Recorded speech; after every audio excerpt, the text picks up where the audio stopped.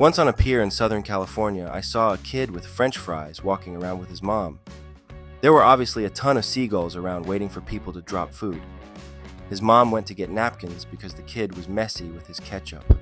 When the mom left, one seagull swooped in and stole a fry. The kid panics as more seagulls come in. Eventually all you hear is a kid screaming inside of a pile of seagulls.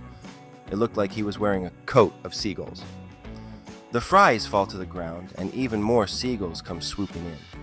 The mom rushes in and saves the kid, but the fries were lost. It was honestly one of the funniest things I've ever seen.